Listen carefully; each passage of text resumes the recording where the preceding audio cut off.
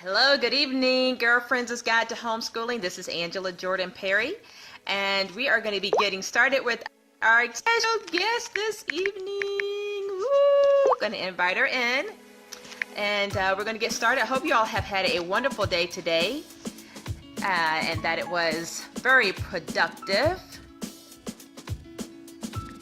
Hello, Yochebed. Hi. Yochebed. There.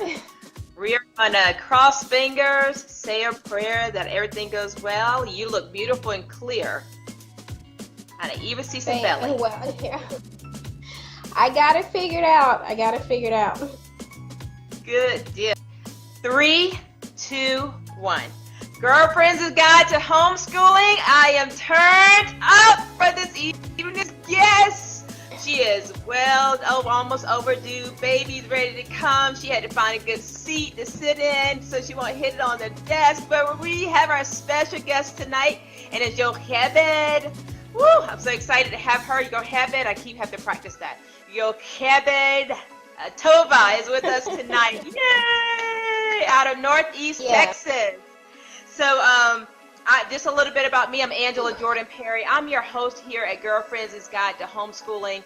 I'm a homeschooling mom of 18 years, 8 children, married 26 years. We are small farmers in the northern state of South Carolina. So my purpose-driven life is to make a positive impact on thousands of homeschoolers worldwide. That is my purpose-driven life in part. And so I get to do that by having amazing interviews, sharing great information on our Facebook page, Girlfriends' Guide to Homeschooling. And we have had some great, amazing interviews. And tonight is no less. So, Yochebed, are you ready to make it happen? Yes, I am. Yes. Yep. Good deal. I may have to stop every so often and catch my breath because I'm trying to be able to breathe. I hear you. So okay, we're good. Your pace. So let me tell the girlfriends about you just a little bit. So Yochebed Tovah is Jewish homeschooling mom of 8 children, welcoming an addition due in April. Her family is located in Northeast Texas and has been homeschooling for 9 years at Bet Or Lifeschool.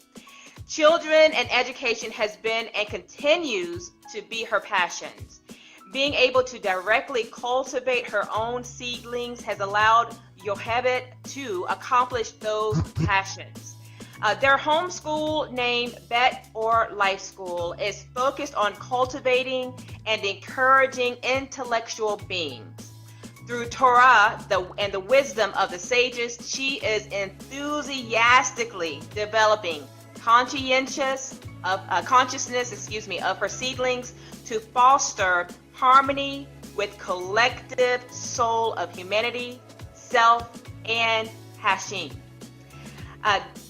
The unique divine force, so Hashem is the unique divine force, Developing effective individuals is the goal. Her children have different interests and talents, and she spends her day assisting in their learning endeavors, running her household, and enhancing personal attributes and abilities.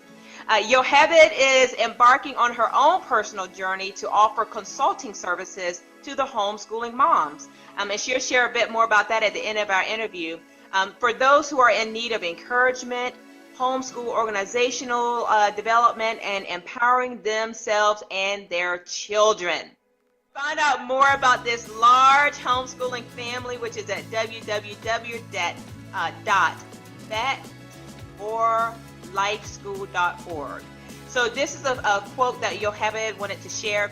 It says, just as a small branch is used to light a large bough, so too a small student sharpens his teacher's thinking processes until, through his questions, he brings forth brilliant wisdom. This is from Jewish sages, Hilchot Talmud Torah. Hopefully I did not butcher that name. Mosaic Minds Art Academy, located in Stone Mountain, Georgia, is the place to be for cultural art classes for homeschool, public and private school students. CEO, founder, owner Summer King at Mosaic Art Creative LLC has provided a win-win for those near and far, offering local classes as well as virtual online art classes. Mosaic Minds Art Academy is an art history-based art school. Their classes are not arts and crafts. 60% art history, 40% creative art projects with an emphasis on terminology and technique. They enjoy field trips, community involvement, art contests, semi-annual student art shows, and more. Mosaic Minds Academy also offer registration online on their website. Yochebed, I have given these girlfriends just a small bit about you. Please tell us more about yourself and how you actually got started in homeschooling. Just take your time. Okay, so how I actually got started homeschooling, my oldest spent half a year in kindergarten, and it was terrible. It was one of the worst experiences that he had in school, and I had no idea that school could be that way. When I went to school, I went to the same school, and when I went to that school, it was fine for me.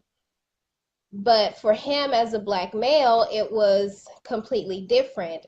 He was ostracized by his teacher more so than the students. So there were lots of incidents that happened, and we decided to pull him out in December of that year, and we've been homeschooling ever since. Yeah. And how long has that been? 9 years, I think. 9, Okay. yeah. 9 years of homeschooling. So you have a tribe, sounds like me. I have 8 children. And you have, remind me, how many do you have? I have 8, and I have 1 that'll be here April 9th, or probably before. Okay, tell us your ages so we can get an idea of your schooling ranges. If you can do it on the fly. If I can do it on the fly. Okay, 14, 13, 12, 10, 9, 8, and 7. And then 3, almost 4. Okay, and then baby coming. Yeah. So you gave yourself a little break between the 7 and the 3-year-old. You had a little breather room in there. Yeah. Yeah. Yeah. Yeah, I So, thought I was okay. done after the 3-year-old. No, not even, right? All right, so you got a good No. little range that you're homeschooling there, but I do want you to tell us, you said he had a lot of, I guess, a lot of issues, your son, not necessarily Mhm. from the students, but from the teacher. Tell us, I mean, what did that look like for your Black son in the school? I would imagine was the ratio of ethnicity different from who was instructing him versus was it a good mix of diversity? Tell us what that was like. Okay, so in order to tell you what that's like, I'd have to explain to you the town that I grew up in. By the time he got ready to go to kindergarten, we had moved back to my hometown.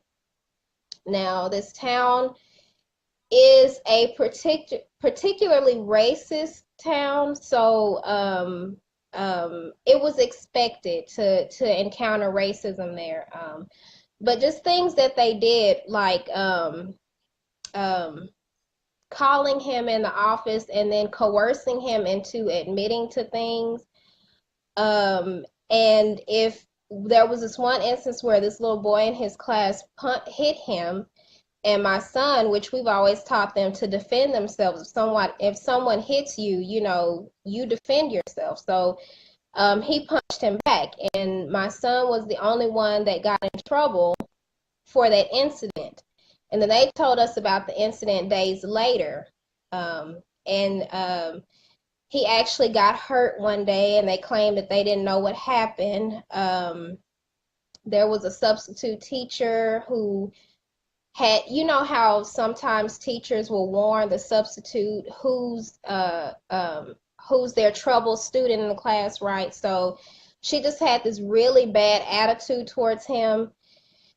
And on top of his health issues, it just wasn't, it wasn't a good fit for us. It wasn't a good fit at all.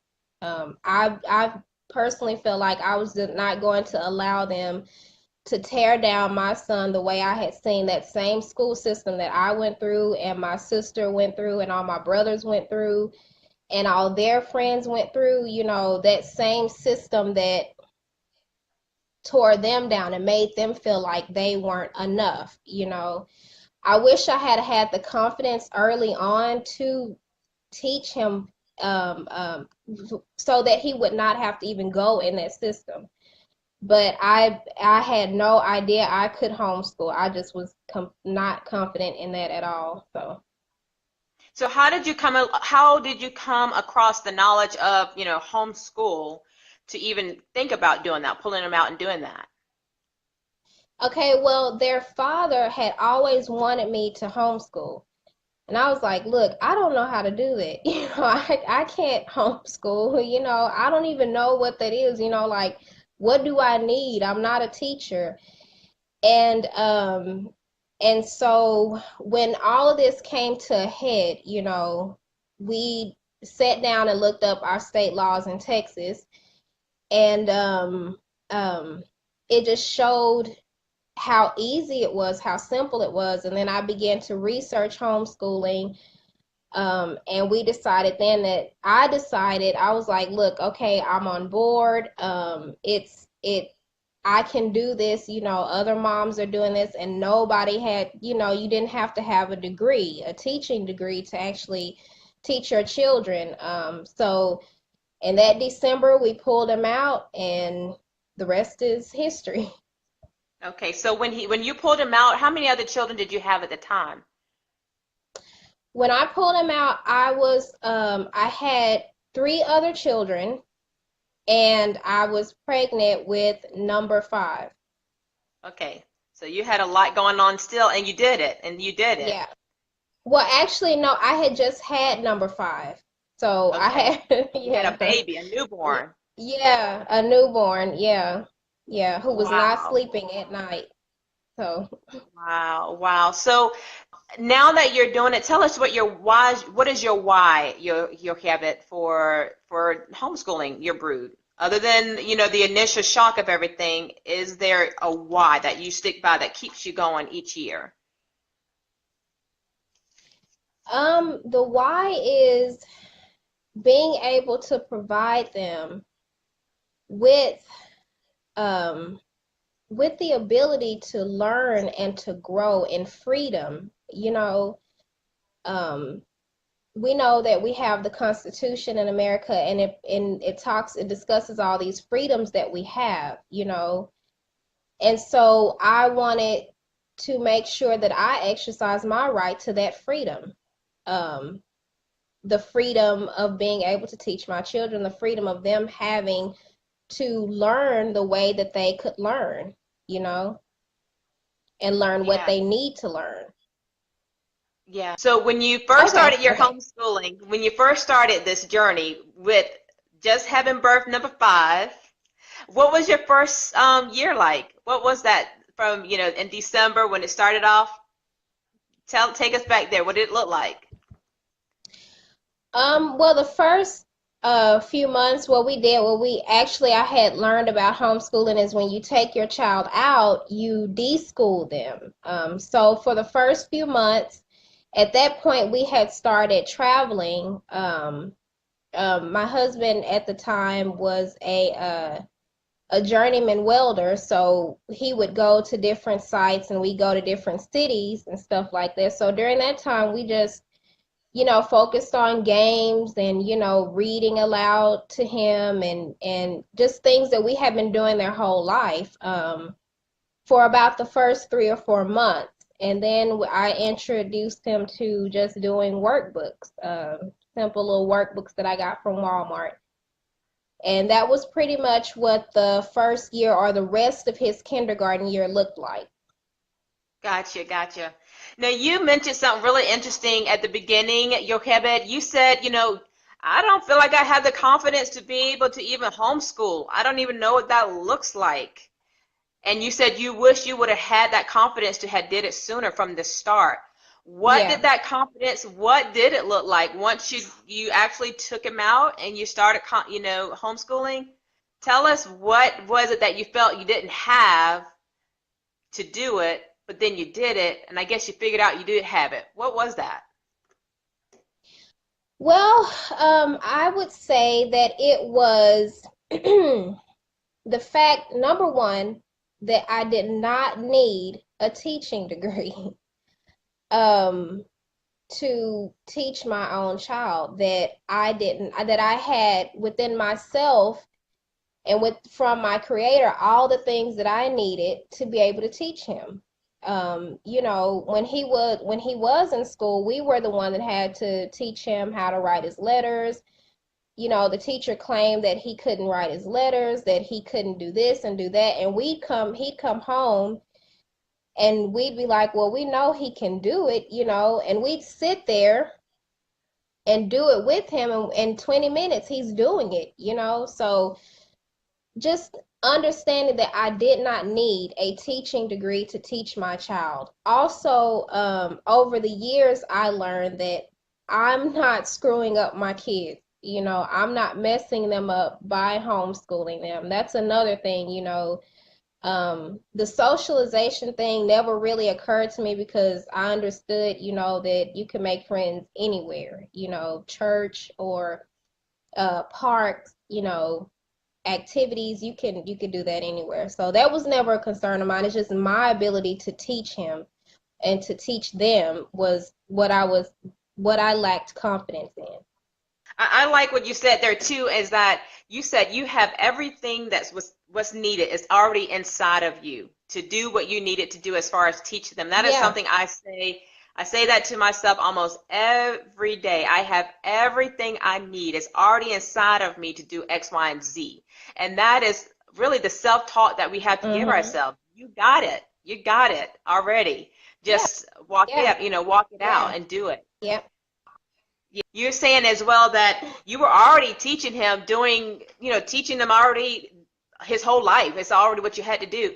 You had already been doing it, nothing new. So why not even continue on doing what you were already doing, right? So did that, once you got your foot in it, did that thought process also help you to be like, it's done, it's a done deal. I got this. I'm already been doing it. What's the difference? Yeah.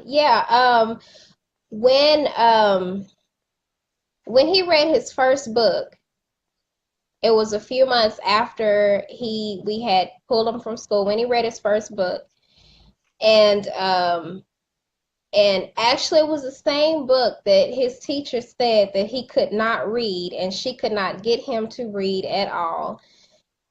He read the book and I was like, I got this, I can do this. This is fine, no big deal. So it gave me the confidence. Seeing him learn gave me the confidence to continue to teach him. And he has not made it easy, but I've learned that through him initially, I learned that I could do this since he was my first student. Girlfriends, good evening. We are with Yochebed Tovah. Yes, I think I said it right. Yochebed Tovah. Yes. This is our special guest tonight out of East Texas. She is expecting her, excuse me, she is out of Northeast Texas. She is expecting a baby at any time. Number 9 is coming. She's still a homeschooling mama. And she's putting it out there. Her kids' ages are 14, 13, 12, 10, 9, 8, 7, 3, and baby.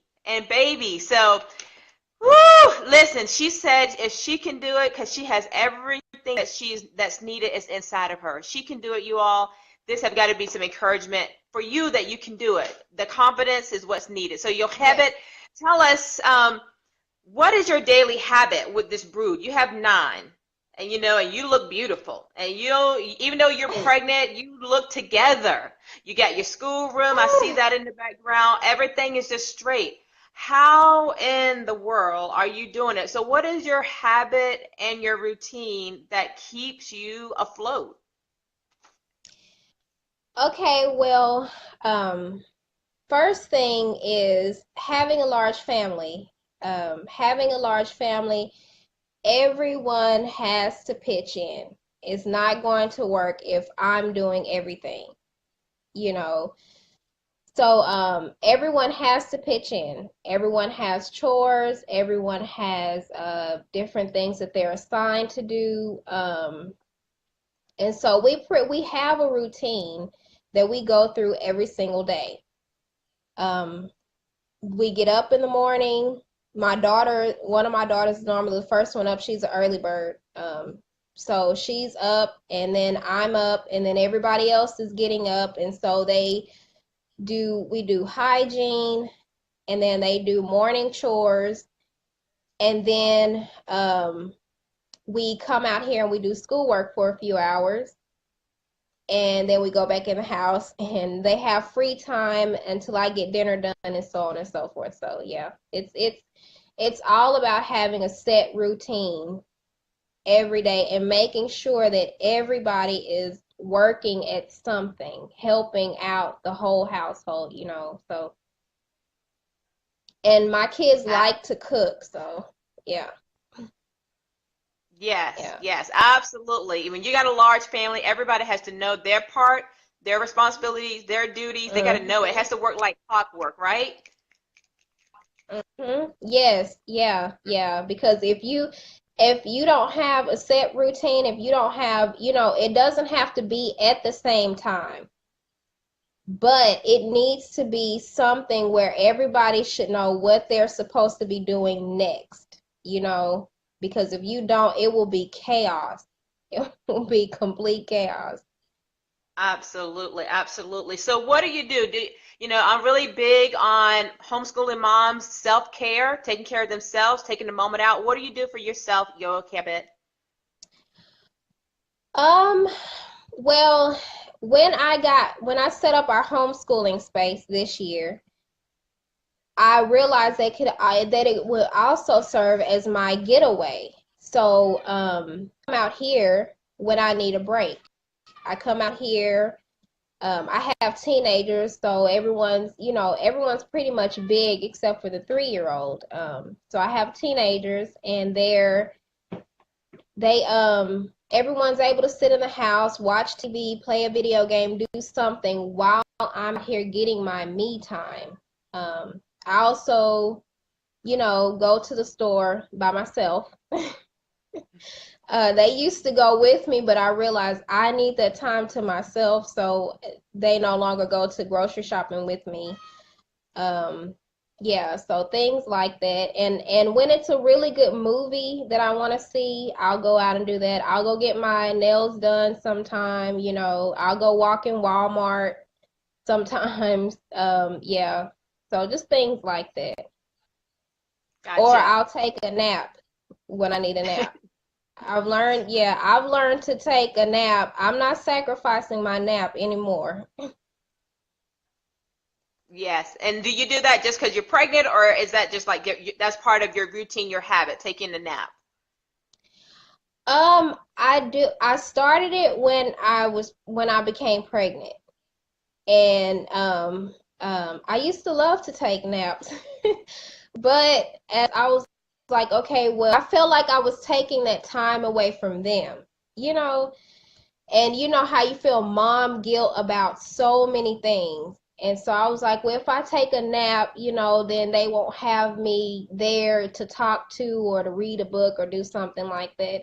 And now I'm like, look, if I am running on zero, then nobody gets anything. So if I need a nap, I'm taking a nap, That's and right. I take my naps.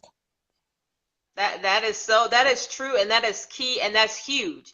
Because if we don't have ourselves together, we can't give out to them. I mean, we're going to be giving on Mm-hmm. fumes, and then sometimes just get ugly, right? Just to like this, you should Yeah, have went on and had some right, self-care, right. you know. Yeah, Um, yeah. let's dig a little deeper on the questions, Yochebed. I'm trying really hard. I want to say that. Yeah, Yochebed. So You're yeah. you're good. You're saying it. Yeah. Okay, good, good. When you homeschool, most of the times, because of how it's set up, there's often one income in the family that's, you are living off of. And so people will find that as a reason, I cannot homeschool because we need two incomes, or I can't homeschool because we just can't do it on one income. Tell us some insights. I don't know if you're one income, two income families, or you do something as supplemental. Tell us or speak to that mindset that a lot of people have in regards to homeschooling and income. Well,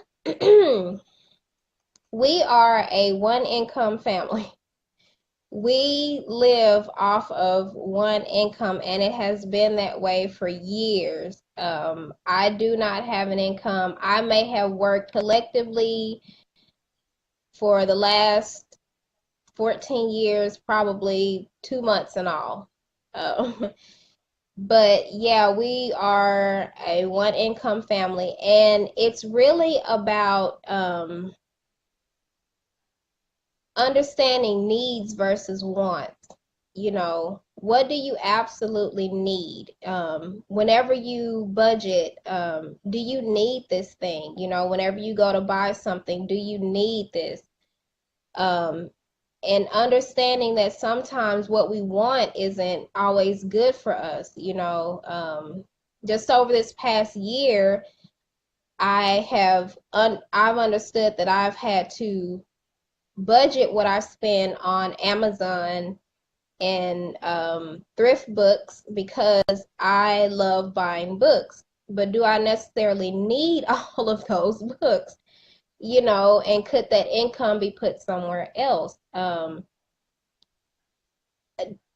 me, having a large family and on one income, and everything is coming out of my husband's check, the mortgage, the car note, the groceries, insurance, everything, and still being able to have something at the end of the week. It's always it's just a blessing. And if we can do it with 10 of us, you can surely do it with 3 or 4. So it's not. And income is very important, of course. We all know that. But we have to understand the amount of wants that we have, and how those wants play into where our income goes versus the needs, so. Yeah, you might have to do that. Might be a good class or insights to talk about, like, how does a family of 10 make it on one income? What do you do? Is there some special things you do? Do you shop different places? How do you go? Where do you get your clothes from? That might be a great something to put out there. We're also a family of 10, Yeah. and we are Yeah. just started a business. So just starting a business is another big leap, of making it on Mm-hmm. one income, although I have a business as well. But so that's huge. It can be Yeah. done. You don't get to, I was just telling kids today, we're not rich, but we're not Yeah. homeless either. So Yeah. we make Right. it work the way we Absolutely. make it work. Yeah. Well, let's go ahead and Absolutely. dig into deeper question here, Yochebed. So take us back to your worst day of homeschooling. That was so bad that it made you think, you know what? I'm done. I can't do this. I'm over it. You all can go somebody's homeschool, public school, wherever, but I'm done today. But you didn't quit. You Okay. almost quit, but you didn't quit, and Yeah. that's why you are the amazing homeschooling mom of almost 9 that you are today. Okay, so I can't remember a particular day, but I do, it was actually almost a whole year. I was pregnant with, who was that? Number number 7. I was pregnant with number 7. And and so I was going through pregnancy caused depression, and it was really, really bad. Like, I mean, it was so bad, I was taking 100 milligrams of Zoloft every day. That's how terrible it was. I didn't want to get out of the bed. I didn't want to talk to people. I didn't want to do anything. I remember I would call my best friend and I would be crying, and we actually kind of sort of lost almost a whole year of, not a whole year, but I'd say maybe around 6 months of schooling time during that time. Yeah. So it wasn't a day, it was a time period, and it was terrible. It was terrible. Yeah. And I So I during that said to time, myself, go ahead. I was like, I can't do this. I can't, 7 baby, it was 6 kids there, and I was pregnant with my 7th, and I was dealing with this horrible depression, and I was like, I can't do this anymore. They have to go back to school. And I would look at them and I realize, I can get through this. I can push through this. We can do summer school, or we can do add on to the school year some kind of way to get through it, and I just looked at them and realized, because at that time we had moved back to that hometown that I'm from, and I just realized, I was like, no matter what I go through, I don't care if I lose an arm, a leg, my tongue, whatever, I can't subject my children to this system, you know. Mm. So Yeah. conversely, Yochebed, tell us your most proudest moment in homeschooling that was just, so moving to your heart, to your spirit, that, I mean, maybe even brought you to tears, that caused you, this is why I homeschool, this right here. Oh, wow. There's a bunch of those. It's so many of those. Okay, number 1, I would say teaching them how to read and seeing the joy that they have, knowing that they can read, and being there for their first words that they read. To me, that is extremely special. Knowing that you facilitated that you were there for that you taught them that, and then seeing the excitement and the love that they get for reading, um, just by reading, The Cat in the Hat, and it was every single one of them that's been through that has always been amazing moments. Those are the top moments that I cherish. Another thing is teaching them another language, them being able to learn Hebrew. This past weekend, during Shabbat, we observed Shabbat, and so my daughter, I had no idea she could sing. She's a 12-year-old. I had no idea she could sing, and I heard her one day when she was doing her training. She was singing the Torah blessing. And I was like, oh my gosh, she can really sing. And I told her, I said, well, go get it on this Shabbat. I was like, go get it and show your dad you can sing. And she sung the whole blessing, Hebrew blessing, no transliteration, no English version. It was just straight Hebrew. And she had learned this in like 2 or 3 weeks. And their father, it brought him to tears. He literally cried because he was like, I did not know, that they were really truly learning our language like that, that they could read it and understand it and say it and sing it and everything. So yeah, it was a very big, yeah. It But all of you, this is Girlfriends' Guide to Homeschooling, and I'm Angela Jordan Perry. I want to invite you all to please go over and hit the follow, share button over and Girlfriends' Guide page. There we have these amazing interviews where we are giving voice to the homeschooling community. You know, hashtag we homeschool too. So many Black voices, many homeschooling families all over, race, genders, reasons why they're homeschooling. This is the platform where we give voice to that and allow you to share your journey so that you can, so they can share their journey and you become encouraged, enlightened, walk away with a new perspective, a new outlook, a new thought process that you didn't have before here on Girlfriends' Guide to Homeschooling. Some of the things I wanted to ask you as well, as we come to the end of the show, these questions here, Yochebed, are quick little questions to pick your brain. So you can give us quick answers, 1 or 2 answers, and if you need to elaborate, feel free to do that. So tell us, what is your favorite quote that keeps you going in your homeschooling journey? Favorite quote actually is one of the ones that I shared with on my bio that I sent you. It's paraphrasing a little bit, but it's to learning from your students. I learned much wisdom from my teachers and even more from my colleagues. However, from my students, I learned most of all.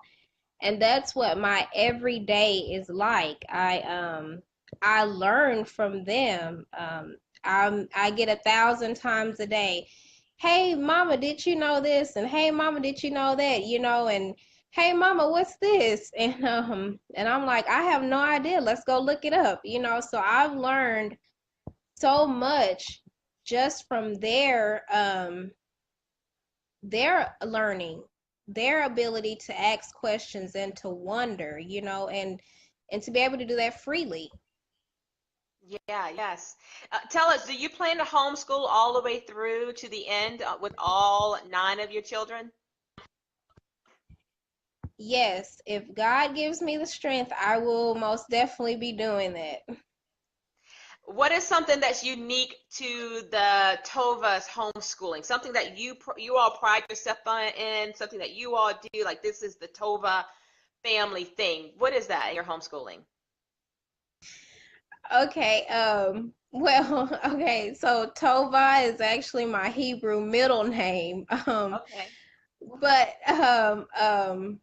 But here we pride ourselves on intellectual ability, intellectual growth, intellectual stimulation, you know, feeding your brain, feeding consciousness, awareness, you know, being self-aware, being God aware, you know, understanding who you are in this world and who you want to be, and understand not just what you're learning, but knowing how to learn. You know, if you know how to learn, you can learn anything. If I just feed you what you're supposed to learn. Well, I was saying, yeah, how to learn versus, you know, just feeding them what they're supposed to know, you know. What curriculum or book do you have in your library, Yochebed, that you feel like every homeschooling family should have? I would say, for me personally, my book that I always rely on for a lot of things is the Torah. And I say that because the Torah gives you wisdom. You know, you read it and it gives you understanding, it gives you the spiritual growth and In your homeschooling journey, what is the best piece of advice you have received? to follow their interest. To follow their interest. I'm friends with a lot of unschoolers, and you know, they say it all the time, you know, just follow their interest. And I incorporate, we're relaxed homeschoolers, so I'm in charge some, you know, but not completely. And they get to follow their interest, you know, and it helps them to learn so many other things. You can incorporate anything into a subject. So I do my best to do that and just let them dictate where they want to go. We started out with just history and science, just being able to be theirs. You know, you choose what you want to learn, and I will assist you with the resources that you need, you know. And so just follow their interests.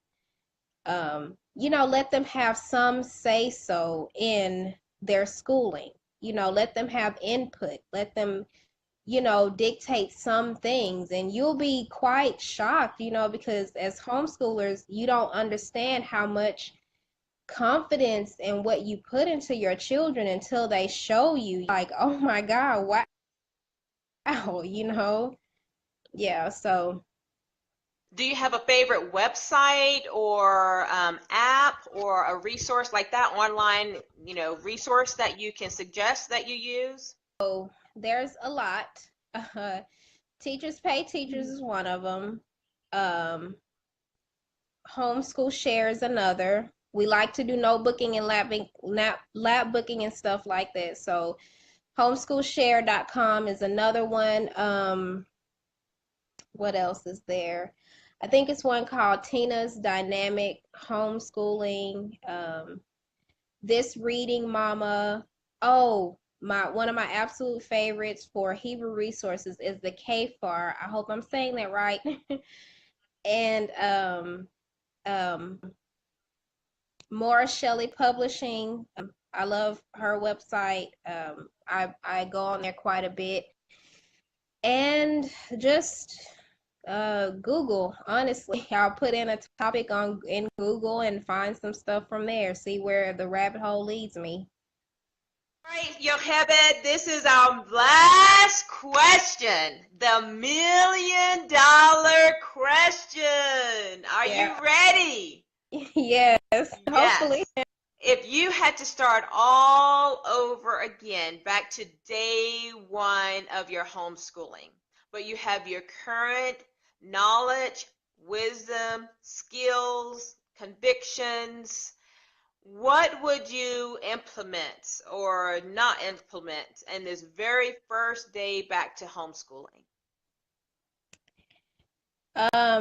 The one thing I would implement is being relaxed.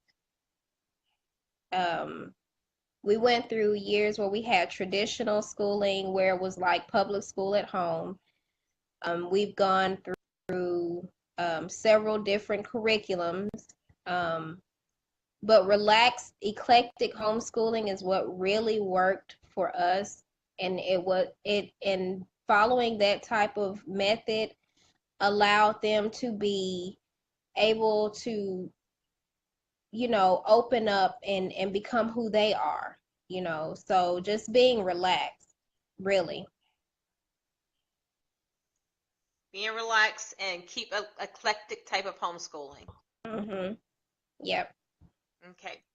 Very good. Very good. Well, thank you, Yochebed. Listen, we have 3 things we need from you. 1, any last words of advice?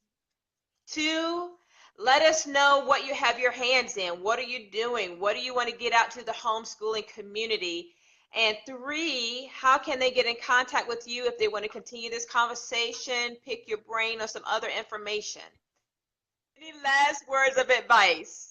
Okay, any last words of advice? My advice to any homeschooler is have confidence in yourself, have confidence in what you're doing.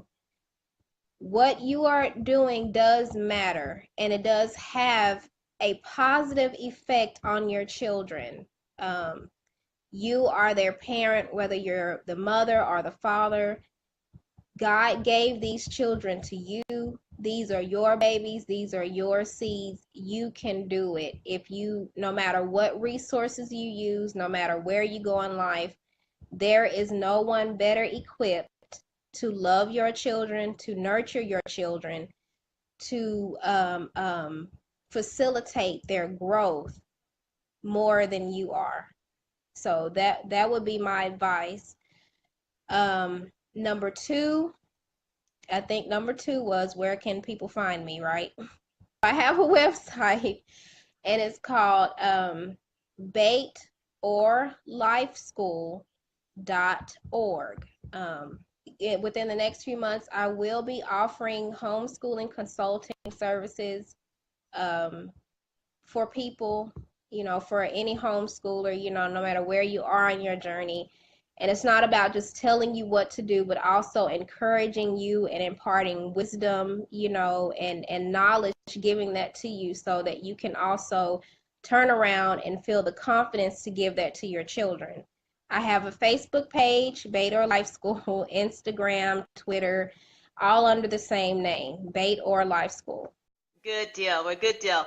Well, girlfriends, woo! We have been with Yochebed Tovah out of Northeast Texas. Hey, listen, you are the average sum of the 5 people you hang out with, and you have been hanging out with Yochebed Tovah this evening.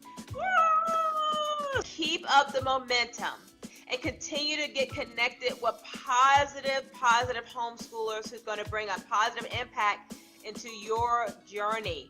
But then also be that positive place where others can draw from so that they can receive what they need from you and their homeschool as well. Yeah. So I want to encourage you all to please go over to Girlfriends' Guide to Homeschooling. That's an S and then apostrophe. Girlfriends' Guide to Homeschooling. Be sure to follow and like that page so you can hear every time we go live with great interviewees who are there telling their journey to encourage you, to give you some insights. You can get notifications for that. And then you can share it so more and more can hear and know about this movement. We are enlarging our village, and tonight we have enlarged it even further into Northeast Texas, out to Yochebed and her tribe out there. So Yochebed, I just want to let you know that Girlfriends' Guide to Homeschooling is grateful to you, and we appreciate you for giving of your time to make a positive impact on thousands of homeschoolers worldwide. Thank you so much, Yochebed, and God bless you for doing that. Okay, and thank you for the opportunity to be able to share with everyone. Yes. And so tell us, when is the baby due? The baby is due April 9th, but I never go to the due date, so I'll be expecting him before then. Send her well wishes, your prayers for a smooth, easy delivery where she quickly bounces back so she can get back to taking care of her life and home and homeschooling, right? Yes. Yeah, absolutely. All right. Well, girlfriends, I pray that this has been very interesting and informative to you. You walked away with a newer insight into homeschooling, and you had just a peek into this dear woman's homeschooling journey in her life. Now is your turn. Go out there and encourage some others. Be what they need in their homeschooling journey, so that you can so they can become better and feel better and more confident. So your turn to go out and share your journey. Thank you all so much for being with us. And until then, go ahead to YouTube as well. You can subscribe at Girlfriends' Guide to Homeschooling with Angela Jordan Perry. I'd love to see you there too. So thanks again, Yochebed. You have a blessed night, girl. Okay, you too. Okay, bye.